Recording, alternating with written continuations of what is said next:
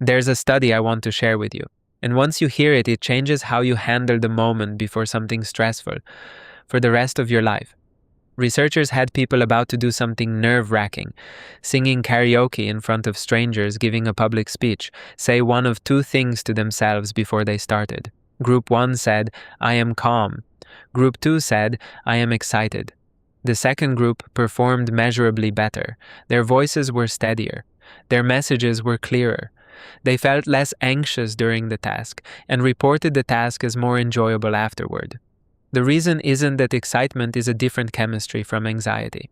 It's that excitement and anxiety are the same chemistry, the same elevated heart rate, the same sympathetic mobilization, the same cortisol bump, with different stories attached. The activation is identical. The story is what determines whether you experience it as something terrible happening to you or something energizing, carrying you toward what you want.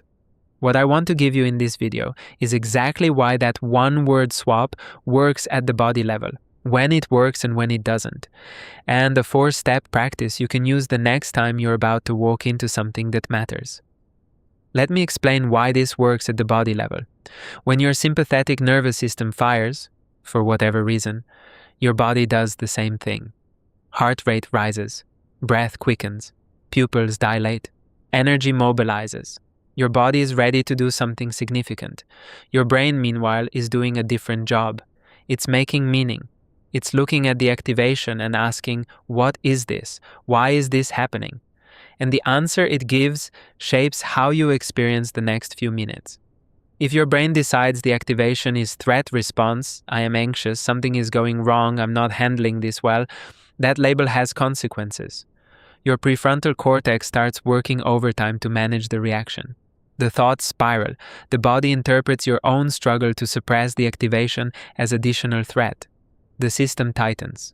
If your brain decides the activation is opportunity response, I am excited, this matters to me, my body is gearing up for something I care about, the same activation gets channeled differently. The mobilization becomes useful instead of upsetting. Your body becomes a resource instead of an obstacle. This isn't positive thinking. It's not fake it till you make it. It's a specific use of language to give your nervous system a more accurate frame for what's happening. Here's the key. Calm requires the activation. Going from a heart rate of 110 to a heart rate of 70 is a big lift, and asking your body to make that drop in the moments before something stressful is asking for something it can't deliver. Excitement, by contrast, requires the same activation you already have. There's no work for the body to do. You're keeping the same physiology. You're just changing the label. This is part of why calm down advice tends to backfire. It demands a deactivation your body can't produce on cue. The failure to produce it becomes more evidence that something's wrong, which fuels more activation. By the time the speech starts or the song begins, you're more activated than when you started, and you're also disappointed in yourself for not being calm. Reframing as excitement skips that whole loop. It says, this body state is correct. This is what showing up looks like. Now, a practical caution. This reframe works best for anticipatory activation. The pre-meeting nerves, the pre-speech buzz, the pre-conversation tightness.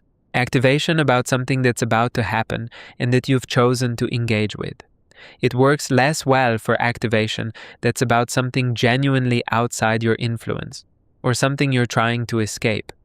For those, the regulation tools we've covered, breath, grounding, orienting, are the right move. But for the cases where it fits, the reframe is one of the simplest, fastest, most effective interventions we have. And there's a body version of it that goes beyond the words. Here's the practice. The next time you notice anticipatory activation, heart rate up, breath shallow, the bracing, try this. Step 1. Acknowledge what your body is doing without labeling it as bad. My heart is fast. My chest is buzzing. Something is mobilizing. Step 2. Ask yourself, what's coming that I actually care about? You don't have to want it badly. You just have to be able to name it. The conversation, the presentation, the first day, the trip, the relationship moment. This is happening because I'm about to do something that matters. Step 3. Substitute the label. Out loud or in your head. I'm excited. If excited feels too far, try I'm engaged, or I'm ready, or my body is gearing up, whatever language is closest to true for you. Step 4. Move with the activation, not against it. If you can pace, pace. If you can shake your hands out, do that. Let the body have the energy it's mobilizing instead of asking it to suppress it. What you'll often find is that the activation stays, but the suffering drops. You're still running hot. You're just no longer also fighting yourself. There's a deeper note here. A lot of anxious adults are people who learned at some point, usually young, that activation was unsafe. Visible nerves got punished, mocked, or dismissed. So the nervous system learned to suppress activation, which created its own problems. Reframing isn't only a performance technique. For some people, it's the slow work of giving themselves permission, again and again, to let their bodies feel mobilized, without that being a problem. Excitement is what activation feels like when you've stopped being afraid of it. Thank you for watching. The reframe we just unpacked, relabeling activation as engagement rather than fighting it, is one of the cleanest tools for people who tend to push through. The previous video pairs directly with it.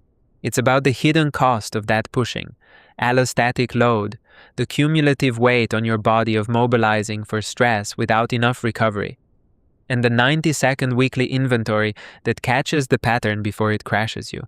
Watching the two together gives you both halves, when to lean in and when to listen for the load that's been quietly building underneath. Link is on the screen. Subscribe so you don't miss what's coming.